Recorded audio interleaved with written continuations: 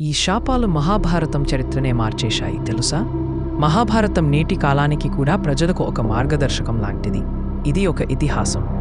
దీనిలో కర్మ, విధి, శాపాలు ముఖ్యమైన పాత్ర పోషిస్తాయి. మహాభారతం శాపాలు ప్రస్తావించబడ్డాయి. ఇది కాలచక్రాన్ని ప్రభావితం చేయడమే కాకుండా మొత్తం యుద్ధాన్నే మార్చివేసింది. మహాభారత చరిత్రకు కొత్త మలుపు ఇచ్చిన మహాభారత కాలం నాటి కొన్ని ప్రధాన శాపాల గురించి వివరంగా తెలుసుకుంటే, పరశురాముడు కర్ణుడిని శపించినప్పుడు కర్ణుడి పేరు ఎల్లప్పుడూ మహాభారతంలోని ధైర్యవంతులైన యోధుల వర్గంలో చేర్చబడింది. ఆయన గొప్ప దాత మాత్రమే కాదు, నైపుణ్యం కలిగిన యోధుడు కూడా. మహాభారత యుద్ధంలో కర్ణుడిని ఓడించడానికి కృష్ణుడే స్వయంగా మోసం చేయాల్సి వచ్చింది. అయితే వీటన్నిటికీ ముందే కర్ణుడు తన జీవితాంతం కష్టపడాల్సి వచ్చింది. కర్ణుడు గురువైన పరశురాముని వద్ద యుద్ధ విద్యను నేర్చుకున్నాడు. కానీ కర్ణుడు క్షత్రియ కుటుంబంలో జన్మించడాని, తన కులాన్ని దాచిపెట్టాడని పరశురాముడు తెలుసుకున్నప్పుడు, అతను తాను నేర్చుకున్న జ్ఞానాన్ని అతనికి అత్యంత అవసరమైనప్పుడు మరచిపోతాడని కర్ణుడిని శపించాడు. కురుక్షేత్ర యుద్ధంలో తన దివ్య ఆయుధాలను అర్జునుడిపై ప్రయోగించలేకపోయాడు. గాంధారి శ్రీకృష్ణుడికి శాపాన్ని ఇచ్చింది. మహాభారత యుద్ధంలో గాంధారీ కుమారులు 100 మంది మరణించారు. కురువంశం అంతమైంది. తన కుమారుల మరణంతో దుఃఖించిన గాంధారి తన రాజవంశం నాశనమైనట్లే యాదవంశం కూడా నాశనమవుతుందని శ్రీకృష్ణుడిని శపించింది. ఈ శాపం కారణంగా యాదవుల మధ్య అంతర్యుద్ధం జరిగి మొత్తం రాజవంశం నాశనమైంది. శ్రీకృష్ణుడు స్వయంగా వేటగాడి బాణానికి బలై తన శరీరాన్ని త్యాగం చేశాడు. అశ్వత్థామ శాపం మహాభారతంలో మరువలేని శాపం.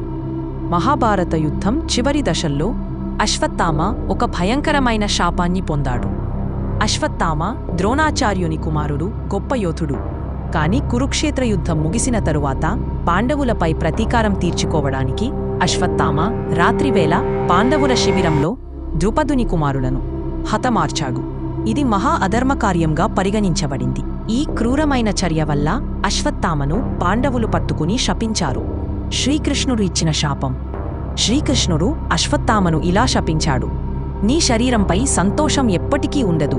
శరీరానికి విపరీతమైన వ్రణాలు వస్తాయి, కాని నీవు మరణించవు. నువ్వు శాశ్వతంగా నరకపు వేదన అనుభవిస్తూ భూమి మీద తిరుగుతూ జీవించాలి. నీ శరీరం పాడైపోతూ వాసన వస్తూ యావత్కాలం భూలోకంలో తిరుగుతావు. శాప ఫలితం: అశ్వత్థామను భూలోకంలో చనిపోకుండా శతాబ్దాలుగా నరకయాతన అనుభవించేలా శపించారు.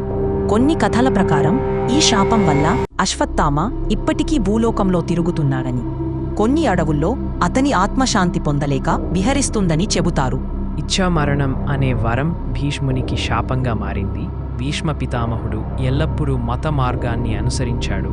తన తండ్రి శంతనుడిని సంతోషపెట్టడానికి జీవితాంతం బ్రహ్మచర్యం పాటిస్తూ ఇచ్ఛమరణ వరం పొందాడు.